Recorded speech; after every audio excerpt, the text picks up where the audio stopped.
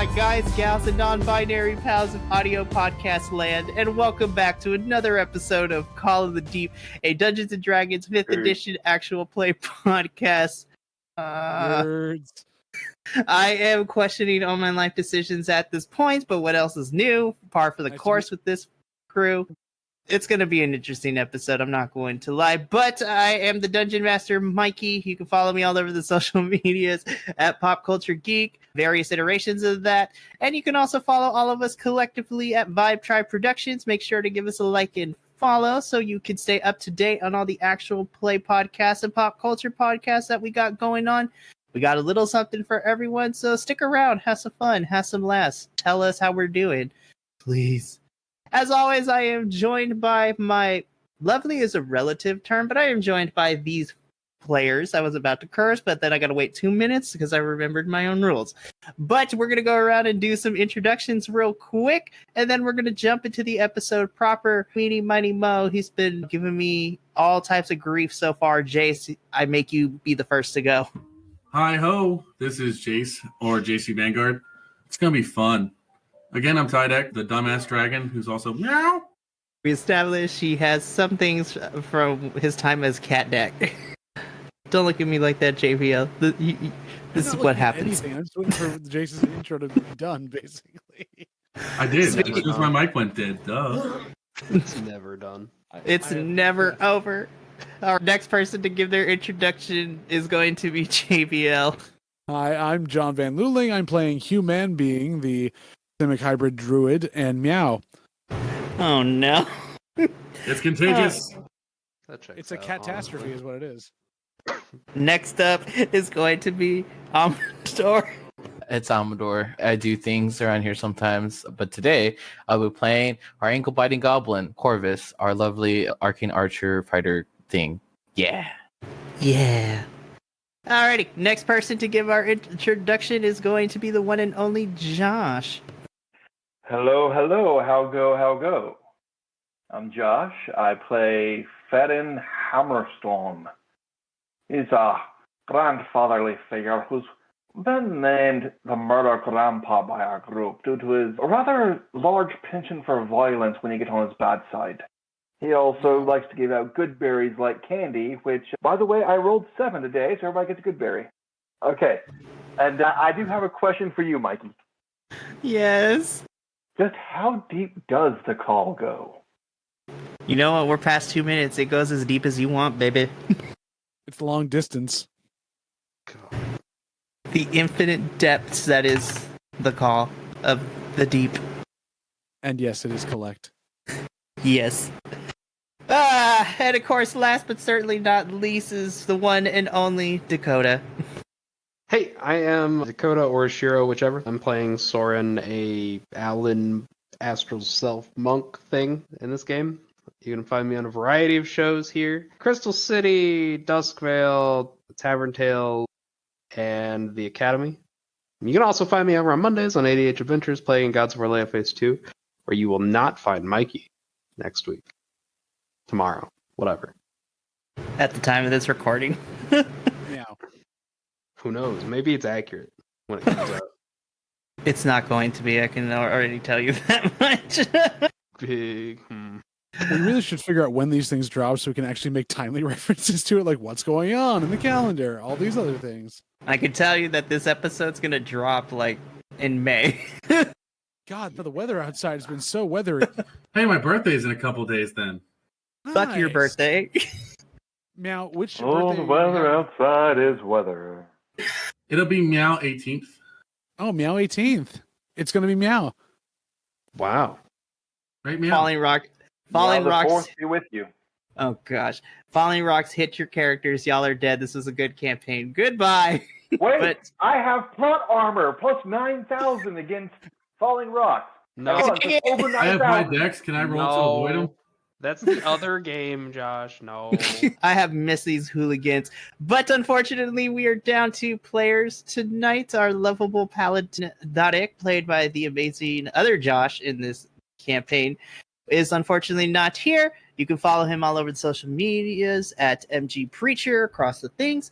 And we are also unfortunately missing our lovable rogue Fila, played by the amazing John Crosswaith. Follow him all over the social medias at John Crosswaith, if you so choose to, or go see his voiceover work and horror movie stuff. Check him out on IMDb. He is actually very talented. And he has really hot friends. And he has really hot friends. Go listen to the wrestling podcast to find out how hot his friends are. But with those introductions out of the way, let's get this shit show started. So the last time where we left off, the Scorched Shield, at the behest of Lady Red Axe, after doing some shopping, went to go talk to a contact of hers located in the yawning portal underneath the cavern system that is below the actual tavern itself. After making their way and successfully, without too much of damage, solving a painting puzzle in order to open the door, there they met the Dhampir, known as the Baron, who filled them in on exactly what it is that the map was indicating, as well as giving a whole bunch of plot-related lore dump to our players that took 30 minutes to get through. It was beautiful. Have like a recap of that? Oh no, okay. Was I here for that? Yeah, because then you complain to me. We were all here for that, yeah. And because then you complain to me afterwards of you'd be like, hey, it was too long, you need to cut it down. And I was like, fine. That's right. No, I told you it was awful. That's right. Okay, JBL, do you seriously want a quick recap? No, I'm fine. I'm just being a dick. Yeah. Look in the campaign notes if you want. It's all there. It took me an hour to type all that up, so there you go. Enjoy. There's reading? Oh, god damn it. You know what? Please do your required reading before class. Upon getting all this information, the Baron decided that he would accompany the Scorched Shield back to Castle Waterdeep. And the last thing our party did was go back the way they came and exit the cavern system to find themselves back in the yawning portal. And that is where we're going to pick up right now.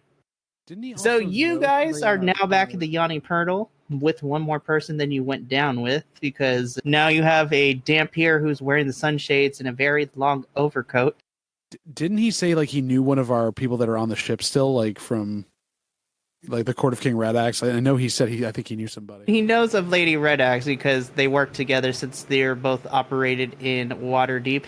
But he happens to also know your new Goliath friend that you recruited after a Sorrin fight clubbed him to death, and not even a fair fight. No, his ass, like it was nothing. What? What do you mean not a fair fight? That fight was fair as hell. That wasn't fair. You fucking didn't even give him a chance to hit you before you knocked him down. Shut up. No, he got a chance. He got one turn. And missed. I put ice behind him and he couldn't move. That's not my fault that he missed. It was a great time nonetheless. But yeah, so the Baron knows yet again your Goliath friend. They go way back, but he hasn't disclosed that because nobody's really asked. But he does know them. He does know him. But yeah, y'all are back in the yawning portal with your new Dhampir friend just towing behind.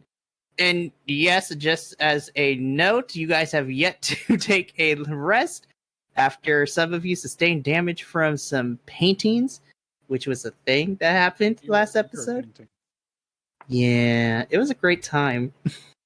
I'm almost to full, and I haven't used any abilities, so I don't need a rest. Let's go back the way we came then. I think all we can do is either all right.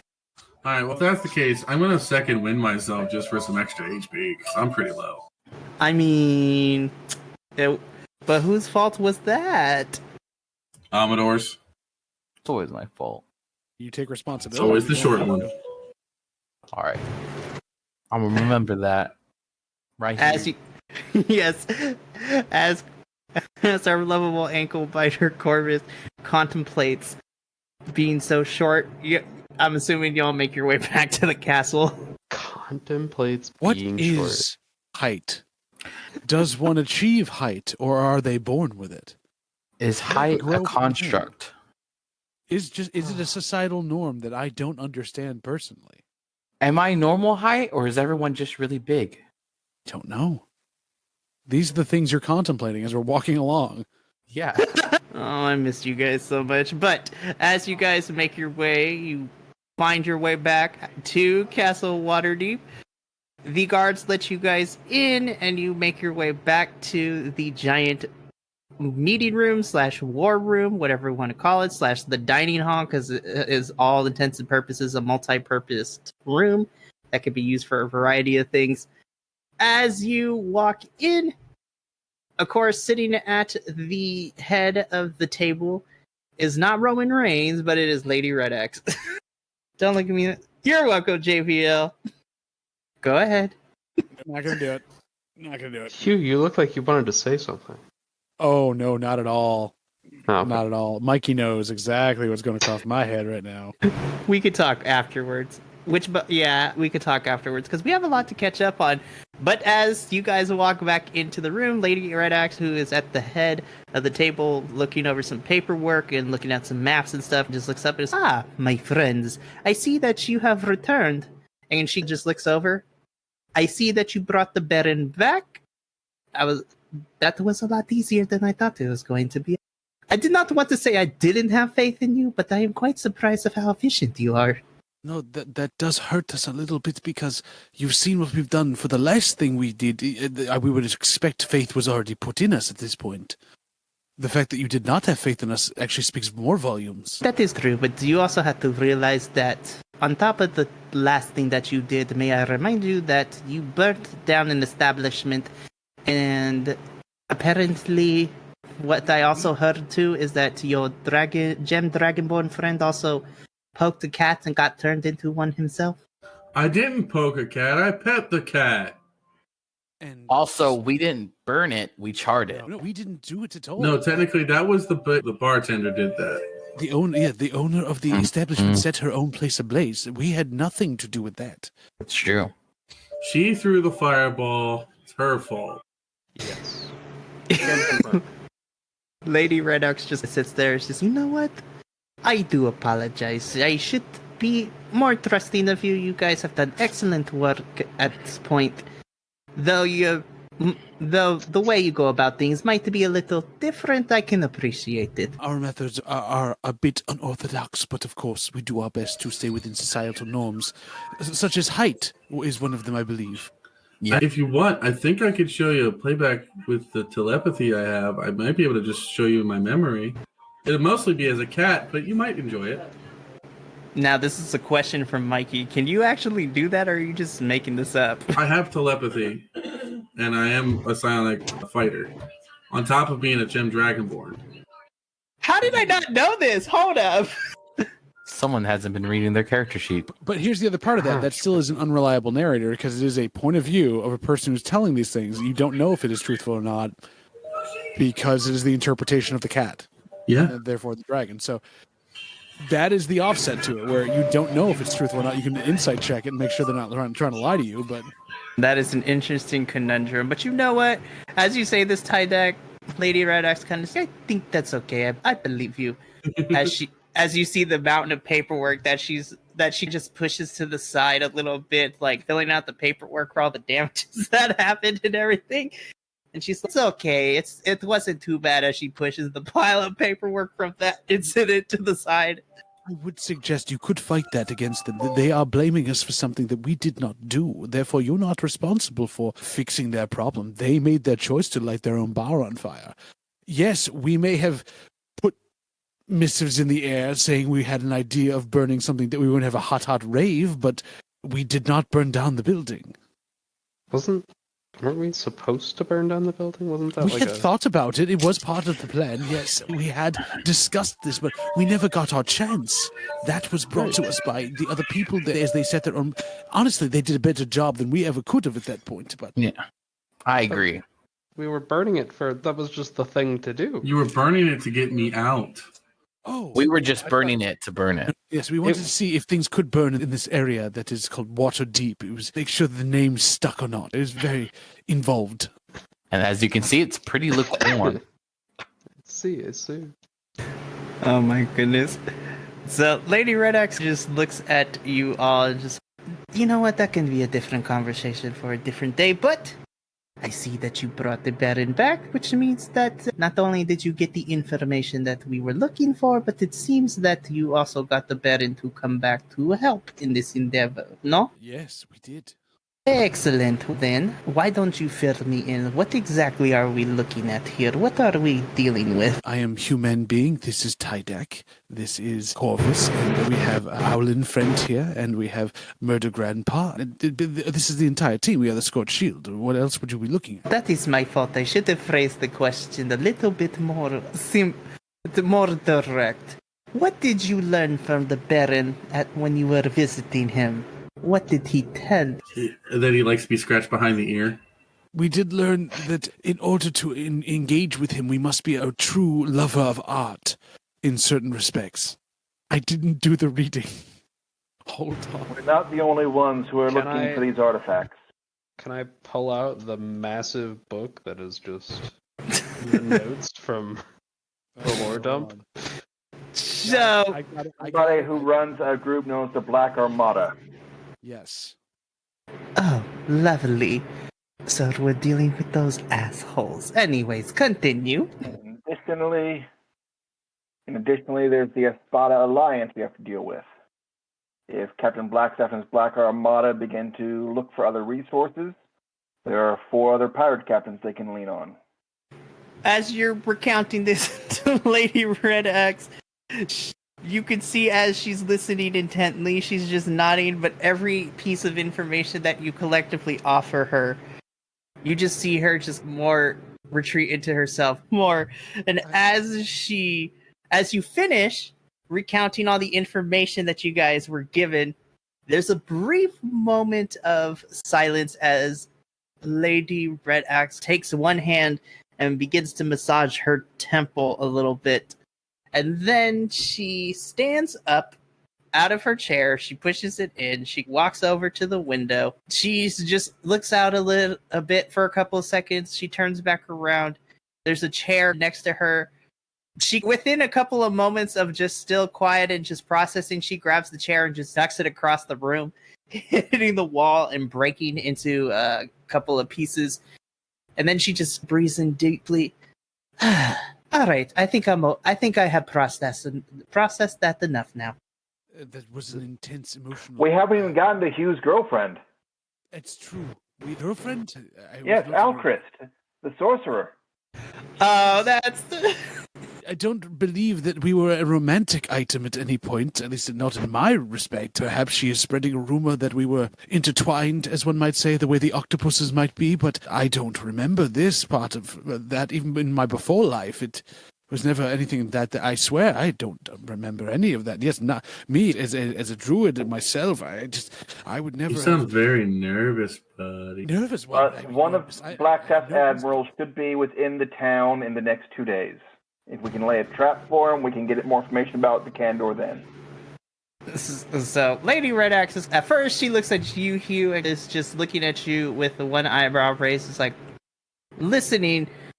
And, hold up, let me roll something real quick. Oh, happy day. Okay. She just looks at you, Hugh, and just nods as you're telling her, okay, we'll come back to that in a little bit. That facial expression. So we're going to revisit this in a later time. Hugh just nods, over nods, just and tries to wink, but he blinks, and it's not working. And then she turns to you, Ferren, and just looks. And just one of the admirals is on his way, and he'll be in here in 2 days. Okay, lovely. And she turns over to the Baron. Do you know which one is coming to us? And then the Baron kind of just takes off his sunglasses still. I believe, according to my analysis of the map, that Admiral Diamant is going to be here. And she picks up another chair and just chucks it across the room. And this, okay, not what I was expecting. At least we know what to expect. Do we, though? Who were you expecting? If you were not expecting Diamant. It's more of a... position. Very nice. Love it. If I'm being perfectly honest, any of the admirals would have been an oh fuck moment, and honestly, it's the same. It's the same. I would be reacting the same regardless. But I'm trying to not freak out here. But obviously, it's not working. Oh, we are in so much shit. We are fucked. Are there any chairs left in the room? There's a couple of chairs. Okay. I'm gonna go stand over a chair so that she can't throw the next one. I'm gonna grab the other chair and I'm just gonna throw it against the wall and say, "I'm just trying to be cool." Oh my gosh! Well, it's the way how you fit in, right? You do what the boss does. It's not a Waterdeep tradition here or some sort of like ritual for when you're upset you throw chairs? All right. Let me think. And Lady Red Axe, for the first time since you've been in Waterdeep, she begins to pace around the room, and she actually looks worried. Her usual demeanor of this confident badass of a woman is starting to fade a little bit, and now she's being overwhelmed with it. It's kind of like the process where you're trying to think on your feet real quick so you can see her and hear her verbalizing out loud. All right, so if that means he's coming, that means we got to do this. I need to let them know that we have to do this. This is... Wait a minute. And she stops for a brief moment, and she begins to light up a little bit. I think I might have an idea, but I don't want to ask him for help, but it seems that I'm going to have to swallow my pride on this one. And she turns back to you all. I think I have a solution. I don't personally like it, but I think I have somebody who might help us. As she just shudders and just breathes in. While we are doing this, should we not also be letting the city guard know that these people are coming and to shore up the gates and such, just in case? Oh, no, for sure. I'm definitely going to be doing that as well. But if I'm being completely honest, we can handle your regular pirate crew. Like, it isn't the first time that Waterdeep has been the target of some pirates thinking they can have a score. It never works out for them anyways. But this is the Black Armada that we are talking about. It is the largest pirate organization. And if Admiral Diamant is on his way here, that means we are on a whole different playing field than your normal everyday pirates. This is an organization that has many individuals and resources. So while the city guard are capable, we're also going to need some magical backup, and we have to activate the city's magical defenses as well. And I know somebody who can help us in that endeavor, but I'm gonna be honest, I don't really like the guy. He creeps me out, but I am willing to swallow my pride because time is of the essence, and I cannot allow my pride to get in the way of keeping the city safe. Just point us in a direction and we will happily try to help secure the area we're in, at least. All right, give me a sec. And then you see Lady Red Axe take a piece of parchment, and she begins to write on it, and then hands it to you. You are to go to the northern part of Waterdeep, where the more affluent citizens live. I gave you directions. You are to see, and she rolls her eyes, you are there to see the great wizard Romulus. He is the arcane expert that we have here. And in fact, he's the one that designed the magical defense system for the city. Though he is a little bit of an asshole as well, but again, my pride and my personal opinion aside, we are going to need his help. So I need you, while I start rounding up the city guard and getting everything as prepared as best as we can immediately, I need you to help me, it's our wizard friend, to help us in the magical defense. Though I do warn you, he's a bit of a hard ass and he may or may not require you to help him with something. So just be prepared for it not to be easy. But then again, this group doesn't give me the vibes of things ever being easy for you, which is fine. You have more than capable. Shall we then? Off to our next adventure, which will have to do another escort mission or something, or perhaps we'll have to take some package to another... Basically, it's just a run-of-the-mill, get this other information, I'm assuming. Yeah, that is probably the best way to describe it, but again, this can be a little bit of a hard ass. I also need to warn you, he's a little bit sensitive about his height. We don't mention it, otherwise it's not going to be good. Good, Corvus will talk to him then. I'm going to make fun of him. Only if you're taller than he is. Nah, I'm way cooler. All right, we're gonna head out and find this wizard who obviously does not have a twin named Remus. He's just Romulus, but we'll see what happens. Remus is a sorcerer. Ooh, family infighting. Whether you read or you don't, you both have magic. We are now making this canon. I will find a way to make it canon at some point in this game. I'm writing this down. Hold up. I hope the other brothers. I'm talented because I was born with my gifts. Oh no. He's the firstborn, and the secondborn is the wizard that had to work so hard to live up to the firstborn's innate ability. They should be twins, and the firstborn should be like 1 or 2 minutes older than the other, and holds it against them. Yeah, of course. Best 2 minutes of my life. Been on that date. Alrighty. So y'all, with the help of the directions given from Lady Red Axe, the Scorched Shield, you guys leave Castle Waterdeep, and you begin making your way up to the more affluent area of Waterdeep. As you are walking on this path, once again, you've been here for two days at this point. So you're getting used to the city folk, you're used to seeing all the shops and all the stands. But as you get closer and you move into the northern district of Waterdeep, you immediately see the difference between where you guys have been at. And now you start to see that everything is completely different. The architecture is more structured. Everything is more marble and very glossy to its sheen. You can see literally this area, it's got monies. This is where all the people with monies live. And Hugh is plastering the walls with his pamphlets. And they're sticking. Thank you for finishing that sentence. Yes, I'm glad. Yes, Josh, I needed to make sure that was specific on there. Yeah, so they are just being plastered on these nice walls. They are sticking because of how soggy they are. And as you soggy are they? These pamphlets were so soggy, you'd feel like you've been reading underwater for at least 10 days. Wow. Don't we know it? All right. I'm trying. Go with you. Eventually, you guys make your way to the address that Lady Red Axe gave you as you stand there.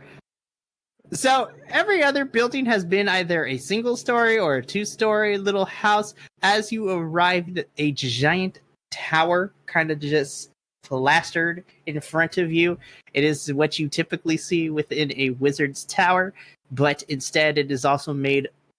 It basically looks like a marble column in its architecture and its structure. So the door is in front, and as you just look up, you see the tower just to rise to a certain point in the skyline, and then you see a singular window in the front as well. And on the door, you notice that there seems to be a lot of intricate details carved into this door.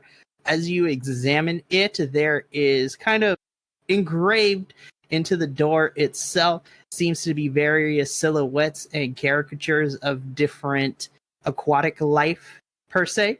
So there's like sharks and dolphins and a variety of different fishes ingrained into this door. And it is also accented by what is actually a pretty nice aquamarine colored tile above the door frame and the archway of itself. And there is a small little window at the very top that is also an aquamarine color. It's very aquatic looking is the best way to put it. So I know you said marble column. I heard marbles column for some reason. So I'm picturing glass balls stacked on top of each other all the way to the sky. Dang, that actually would have been cooler. But no, I'm sticking with my original idea. Yeah, you're fine. Well, apparently we should probably just knock on the door, correct? I mean, we can, or we can see if it's already open. How many of these fish can you name, Hugh? I'd have to sit and look at these for a few minutes. These carvings are bas-relieved. Obviously, I'd have to do a rubbing of some sort and really look at the lines. But if we have the time, I'm more than happy to sit down and name every single one of them for you if you like. We can always make time. You got looks like a Jeff, don't you? I think so. I don't know their family name. No, I just know what they're called in usual parlance. But I could ask their names later if maybe perhaps we run up to the model of this drawing here. As he's saying this, he's like pulling a piece of paper out of his pack to start doing rubbings of these fish. So, Hugh, you rub down these fish to get it on paper. Phrasing! I know what I said. Yeah. So it takes you about a couple of minutes, and you just get a and through a couple pieces of paper and a couple of charcoal rubbings, you're able to get the images onto the paper. The crayons, yes. Unfortunately, you had to use 2 or 3 packs, but you got a whole bunch, so you're good. Exactly. I always melt down some of my enemies' tallow and make new crayons. I learned something new about Hugh today, so that's awesome. Examples from my enemies that we kill. That is true. That is very true. Real quick, is JVC's audio cutting in and out for anybody else, or is it just me? No, I can hear him fine. Whose audio? Okay. Because he's been going in and out on my audio the whole time, and I want to make sure it's not going to cause an issue. No, JVL's coming in fine with me, so. Sounds good to me. Okay. Rub-a-dub-a-dub. Oh my goodness. So, Hugh, you complete your rubbings, and you put them in your pack. He rubbed So, it what? Yeah. But there, yeah, you're at the door. I try to see if the door is open. Unlocked even. You jiggle the handle a little bit. It won't open. It is locked. We should try the back door. I've been on that date a few What he times. said. Oh my gosh. All right, so Corvus, are you checking to see if there's a back door? I'd imagine there's no back door. No, you go around. There is no back door. Guys, there's no back door. It's a wizard's tower. You don't know. You never know. Maybe he got it installed. It's not a base model Wizard's Tower. It's not the Sears catalog wizard's tower. Yeah, exactly. Fine. Corvus knocks on the door very loudly, almost annoyingly. You're just like. He doesn't stop. He just keeps going and going. Yo, really? I just annoy the fuck and just boom, boom. So you keep going at a rapid rate and a continuous succession of knocking until the door swings open, and standing in front of you is this stout little halfling who is wearing this like aquamarine robe and has these glasses on. And as he opens the door, he's, "What do you want?" Am I taller than him? How tall is Corvus? I think. Hold up. I forgot how tall goblins can be. I think I made him like. Fuck. Hold up. I have the answer. If I see it, I know what the answer is.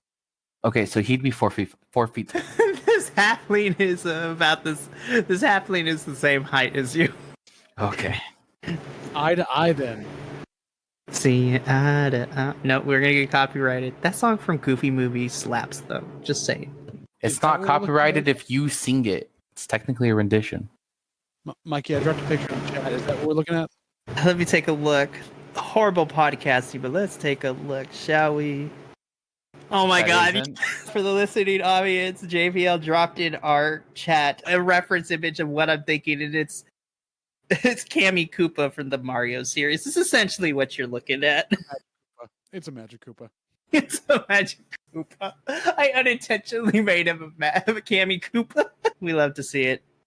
But yeah, so standing in front of you is this stout little halfling with glasses and an aquamarine robe. And it's like, yeah, it's gonna help you. And at that point, Corvus is gonna turn to JVL and like the rest of the group and be like, "I see what they mean about the height. We have a lot in Lad, common. you have no room to talk. At least I'm green. I'm a little more different than he is." Those As- are Romulus, I take it. Yes, that's my name. And may I ask who it is that I am talking to? Ferren Hammerstone of the Scorched Shield, sent by Lady Dharak. What do you want? You need to activate the magical protections around Waterdeep due to the fact that the Black Flag Armada is sailing towards us right now.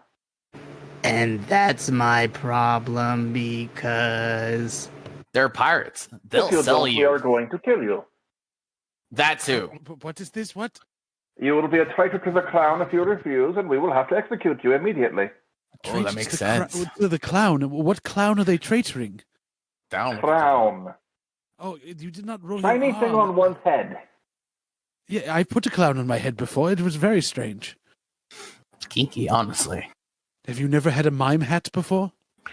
Couldn't say. They don't have any in my size.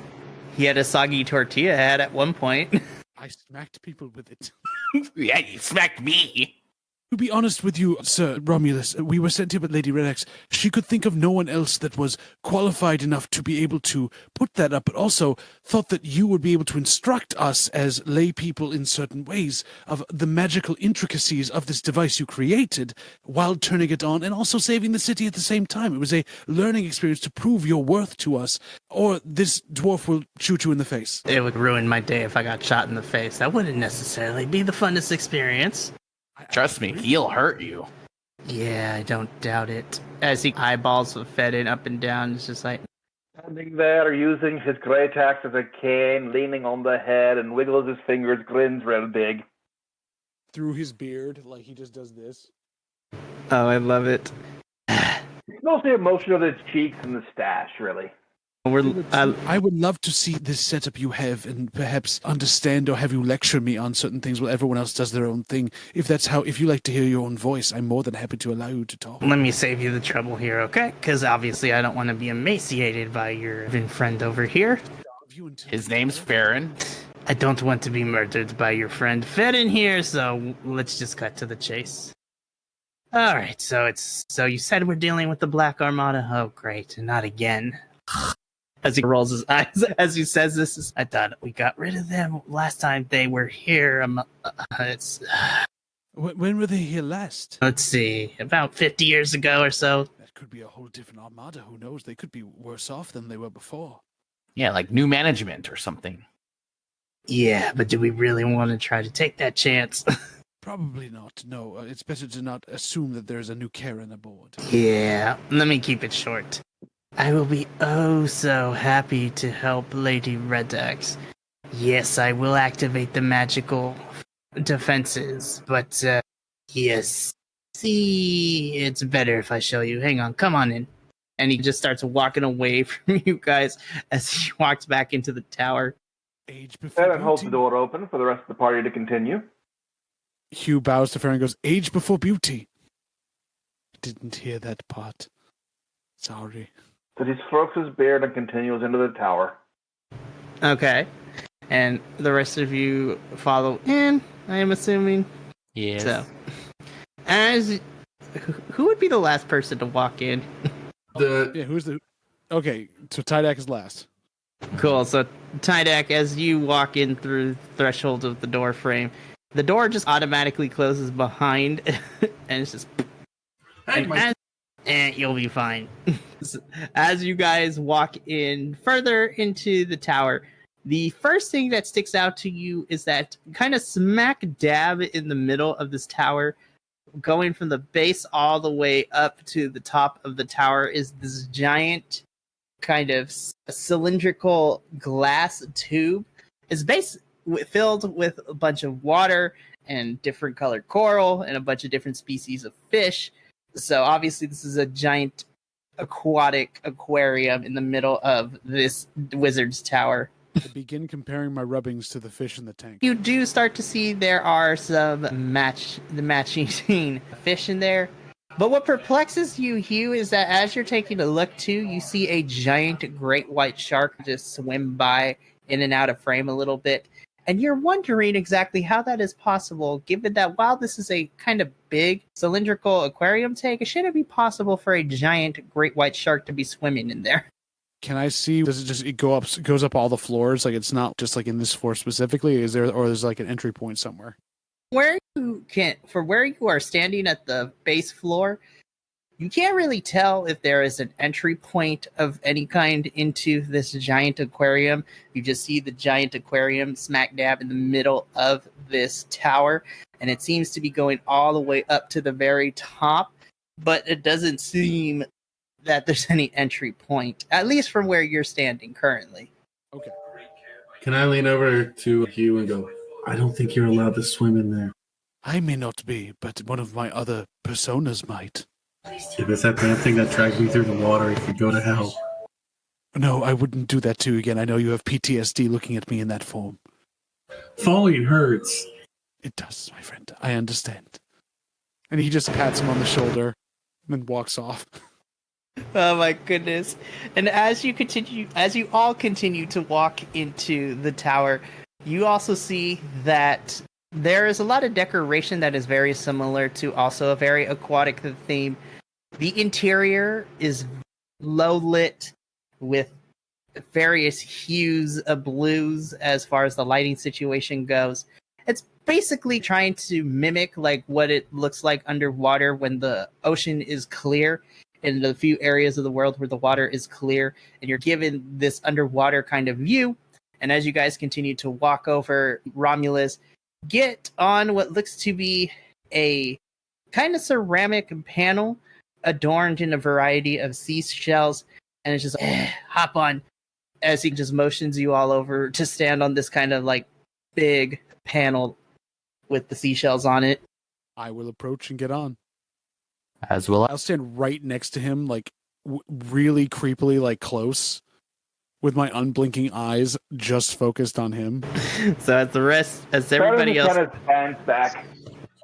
I'm gonna get on behind Hugh. And I'm just gonna hold like the bit of his cloak behind in case. I don't want to get lost again. oh my I'll gosh. round you and then I'll drag you like we did under the water. Would that be okay? As long as you get me to air very quickly. I will keep you breathing, I promise. No mouth to mouth though. No, I would never do that without consent. Because consent is sexy. Anyways, as you all get on this platform, and Hugh, as Tydak is trying to, is just holding the bit of the scruff of your cloak, and you're just staring into the soul of Romulus. He, without even breaking concentration, he's like, listen, like, we could talk about this later. I was like, it's not that you're making me uncomfortable, but I was like, if we're going to be in this close proximity to each other, might as well just get it over with. Turns around and just like full on kisses you in the cheek, and then turns back and it's just like, how do you like that, sweet cheeks? Hugh, for one moment, it just stands there. In his head, he's processing, oh, this must be the costume here or something else like that. So he grabs the head with two hands, turns it the other way, and just licks him up the side of the face. And because of where Hugh's acid glands are, there's a little tingle to it. Assert dominance. Assert your dominance. Wow. Does Romulus take any damage from that, or not really? No. Hugh made sure that he wasn't like spewing acid at the time, but there's always a mild tingle to it. If someone French kissed Hugh, it'd be it'd be like as if you put like vinegar in your mouth. Good to know. With that little exchange done, Romulus kind of just kneels down and touches one of the seashells. Don't get... Listen, the point is he pushes in one of the seashells on the pattern, and you hear this mechanical click, and you guys suddenly feel yourself begin to rise up, as essentially this is like an elevator taking you all the way up to the top. And as you guys are going up the top of this tower via magical elevator, you continue to see the giant aquarium, as you still get to see a variety of fish. And eventually you guys reach the top of the tower, where after locking into place, Romulus just steps off, and you guys see that you have entered his office, which is, again, you see a bed in the corner, you see a bunch of shelves full of books, as well as a variety of...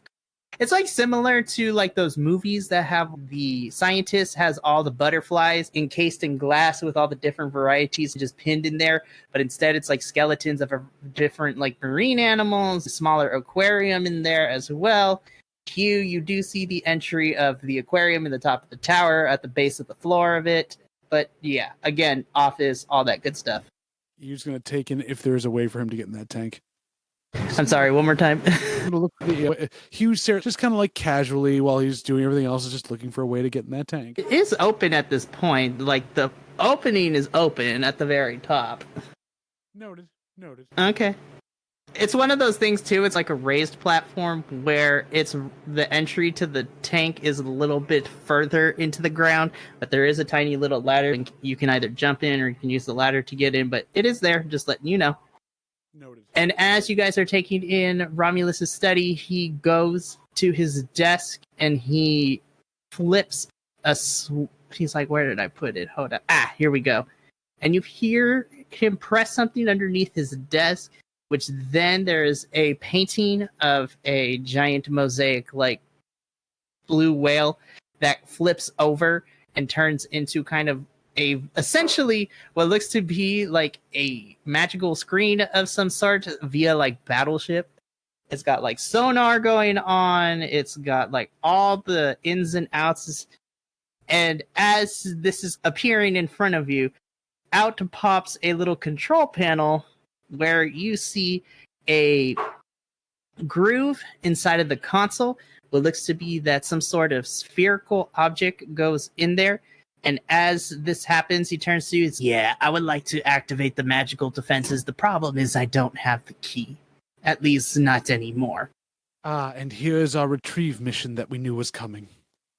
Yeah.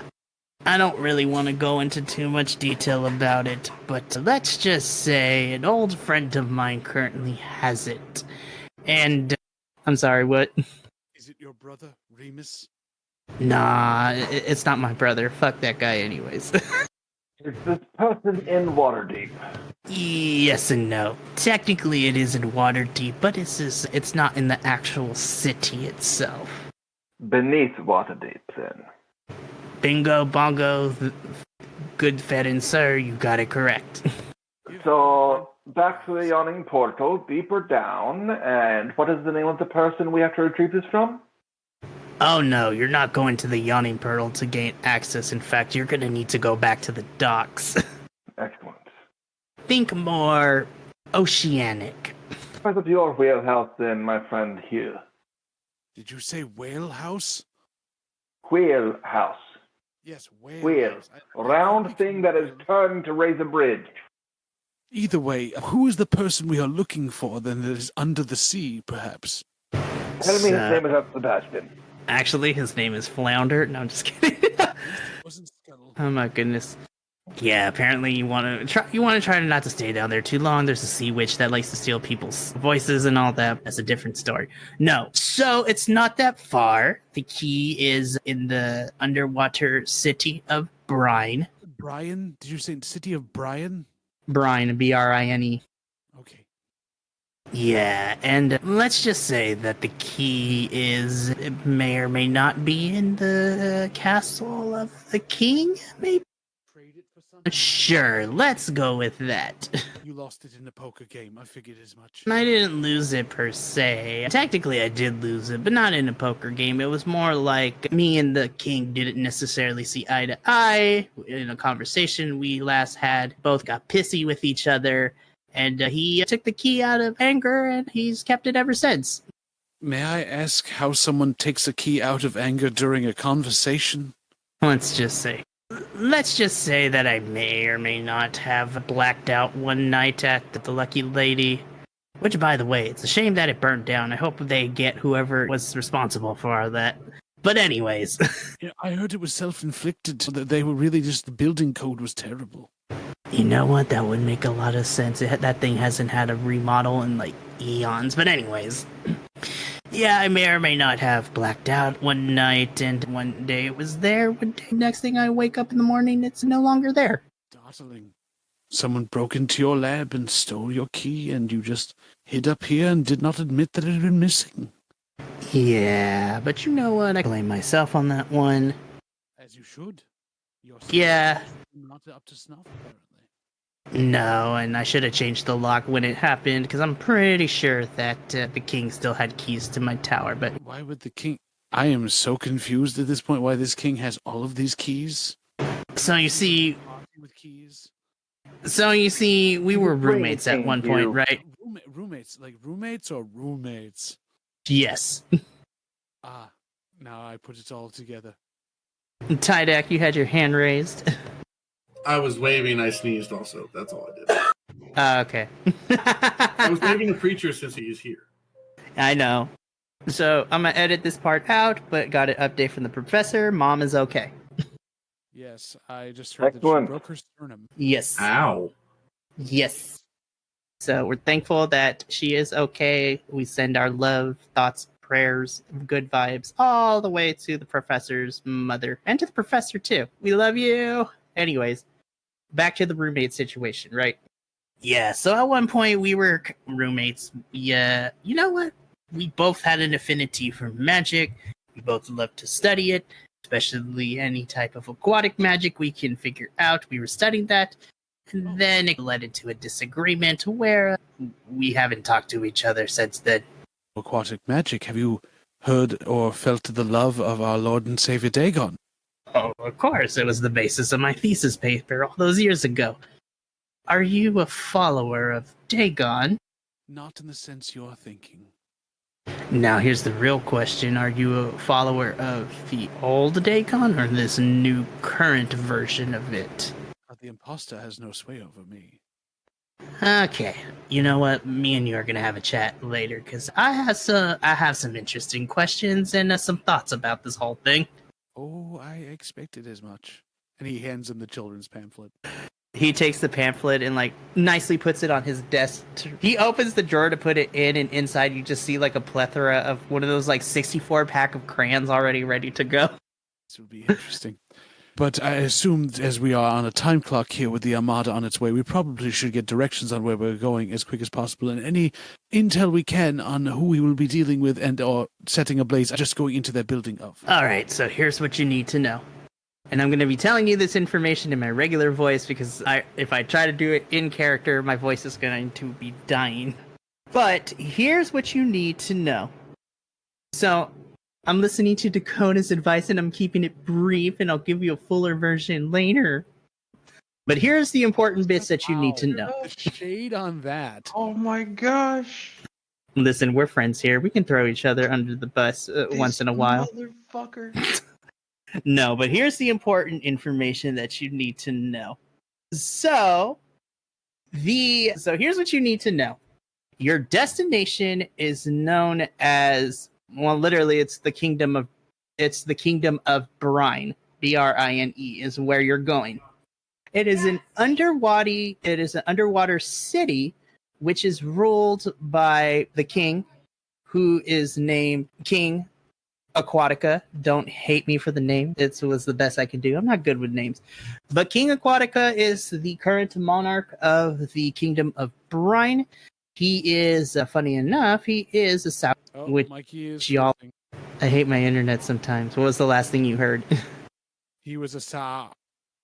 Okay. So King Aquatica is a Saugian, which you all have already had experience with. For those of you that were making your way to Gunderland when you were part of the ship, those are the creatures that attacked you. But that is also the things that you were fighting before y'all got into the boss fight under the ocean after discovering the crashed ship as well. That's the thing too. So y'all have already had experiences with this, so it's the fish people. Some of the other things that you are told by Romulus is that the only way, obviously, to get into the Kingdom of Brine is you're going to have to go underwater. So he, if need be, has the required materials and things that you may need in order to breathe underwater. You also are told a little bit about the disagreement between Romulus and King Aquatic. Again, both of them were studying aquatic magic, but as they got older and further into their studies, they have differing opinions as to the use of magic. King Aquatica believes that magic should be used for the betterment of the community and for the entire populace. So using it in a way, essentially what it was is that the two disagreed on about the fundamentals of using magic. The king believed that magic should be used to benefit the entire, not only the underwater kingdom, but also all of Waterdeep as well and its inhabitants, and that when harnessed properly, it could improve the quality of life and help defend everyone against any external threats. Whereas Romulus, on the other hand, believed that magic was a personal tool to be used for one's own gain. Romulus believes that each individual should be free to use their magical abilities as they saw fit, without having to be burdened with the responsibility of using it to help others. So it's like one of those dichotomies of use it for the greater good versus use it according to your own kind of code and ethics and kind of things like that. Because of this disagreement, it eventually led the two having a falling out of some sort, and eventually the King Aquatica felt according to Romulus, King Aquatica felt that Romulus was being selfish, and he figured that's why he took the key from Romulus as out of spite and revenge and kind of all that stuff, as he viewed Romulus's viewpoint of magic as dangerous in a sense. And the last thing that you're told about the kingdom is that King Aquatica is very stoic, and he is a kind monarch, but he is very wary of outsiders. And if need be, he knows how to rule with an iron fist and take care of people who may not be the best intentioned when visiting his kingdom. And the city of Waterdeep and the kingdom of Brine have a peace treaty where they coexist, but they're also left to their own devices. They don't try to go after each other, but it is a very fragile kind of peace treaty, because there's always suspicion that one person's doing another thing, and it goes back and forth. It's like similar to the Cold War, where they're spying on each other, but nothing really has been confirmed nor denied.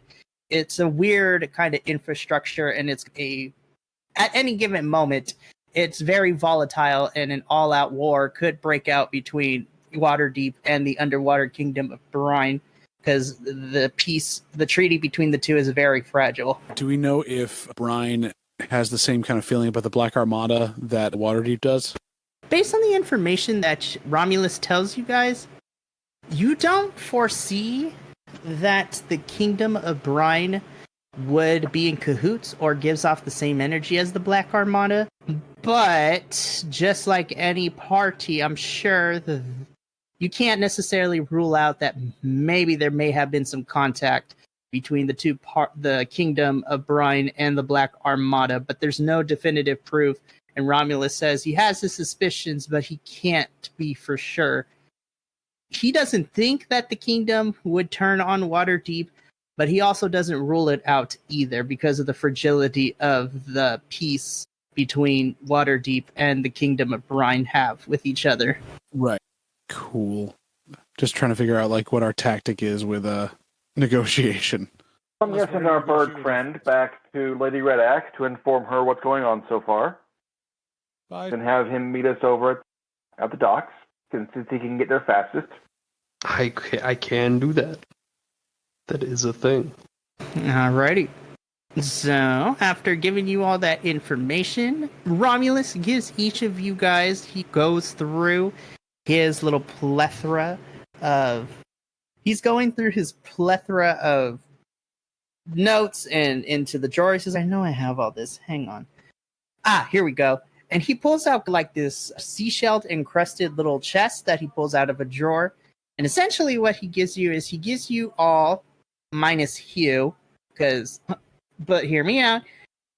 He gives everyone minus Hugh a necklace of water breathing, because y'all are going to need to be able to breathe under the ocean. And given the fact that tattoos that we all have don't help us this time with the water breathing thing. What tattoos? Oh, they're all gone? Yep. Interesting. That was a temporary thing. But don't worry. Tattoos. No one trusted us. That's great. But don't worry. Your little friend who gave you those tattoos, as well as the patron that she serves, are going to come into play later. We'll get there when we get there. But yeah, so Romulus gives all of you, except for Hugh, a necklace of water breathing, because you're going to need to be able to move underwater. But with this necklace of water breathing too, not only are you allowed, as long as you're wearing it, you are allowed to breathe underwater. But on top of that too, it is also imbued with freedom of movement. So you guys will not be penalized for your speed while you're under the water while you are wearing this thing. Because usually because if you're underwater, speed is halved when you are moving, but you will not be penalized with that so long as you're wearing this necklace. And then you already don't have that issue, so you're good. I was made for this shit. Really. But after... Yes. Nature. You are, but you're our freak of nature. Alrighty, so as Romulus gives you all this stuff and he walks all of you out, you guys exit the tower. Romulus does tell you that when you have the key to come back, and he will activate the magic defenses, and then he will give anyone who wants to a little bit of a tour, as well as explaining what exactly it does. As you guys make your way out of the tower, Sorrin, you fly back over to Castle Waterdeep. And as you walk into the war room, which it has now become, that the chairs pieces are still broken about, but now in the time that you guys have been gone, Lady Red Axe now has like a bunch of cork boards all over the place with information and strings leading to all sorts of things. It's like a murder mystery board in here. It's a full conspiracy board. It really is a full conspiracy board. Are there any more chairs? Sorrin sees a couple of chairs, and as you walk in, Sorrin, You know what to do. Oh my gosh, no. So currently, it's just Sorrin and Lady Red Axe. So as you walk in, Lady Red Axe hears the door open. Ah, my friend Sorrin, I assuming things went well over at the tower. She remembered your name. They went well, I would say, I think. And I'll recount everything we heard. I see. I was afraid that Romulus may... To be honest, I thought Romulus would have lost the key, but I do give him a little... No, actually, I don't give him credit because he blacked out and he got it stolen from him. But it seems that at least he knows where it is. But I do want to give you a little bit of a warning, my feathered friend. Just please be careful when you all go down into the Kingdom of Brine. The people there are very kind, but they are very wary to outsiders. And just don't do anything that is going to... How do you say it nicely? Don't be an asshole, is all I can say. Be as respectful as possible and don't piss off the king, because we are already fighting the Black Armada. I'm not trying to fight the Underwater Kingdom as well. I'll keep it in. Oh, I do have one more thing for you. And she pulls out of this pocket. And so, as she gives... Let me whip this out. So, out of her pocket, she has these two small, what look to be stones carved in the shape of an Eastern Island head of some sort. And she gives one to you, Sorrin. And these are, how do you say, these are my sending stones, but with a little bit more of an upgrade. In case you all find yourself in trouble while you are down there, you can relay any information to me, and I will happy to help out as best as I can from the surface. Mechanic-wise, how this is going to work is like in a video game. Essentially, this sending stone is going to mechanically function as a less annoying version of Navi from the Legend of Zelda. Without all the dramatics, but mechanic-wise, if your party gets stuck on where to go, or if they actually need information and need help, and they're having a bit of a trouble figuring out what needs to happen, you can just use the Standing Stone, and Lady Red Axe will do her best to try to lead you in the right direction. But also, if you need to relay for any information or things to be immediately, she will have things dropped into the ocean for you if need be. Gotcha. Okay. On a loadout. And so, as she is finished explaining this to you, Sorrin, she walks over you, she puts her hand on your shoulder and is just like, please don't die. I need all the help I can get. And you, while your methods may be a little bit questionable, I do trust that you will get this done, and I do believe the Scorched Shield will be successful in this. But if you need any help, please let me know. I want not only to keep the city safe, but I do want you all to come back safely as well. If go ahead. You're my favorite. Don't tell the others. Exactly. In a little bit of a way. It's the feathers. I mean, the exoticness of it all. But yeah, Lady Red Axe sends you on your way. Sorrin, you fly back over. You meet your friends back at the docks, where you guys are, after being given some direction from Romulus, have found your way at the entry point to begin your descent into the Kingdom of Brine. So at this point, we're gonna take a little bit of a 10-minute break, so y'all can get some water, go to the bathroom, and then when we come back, we're going to begin our descent into the Underwater Kingdom. This has been a Vibe Tribe production. Remember, take care of each other, love one another, and as always, keep those good times rolling. We'll see you next time.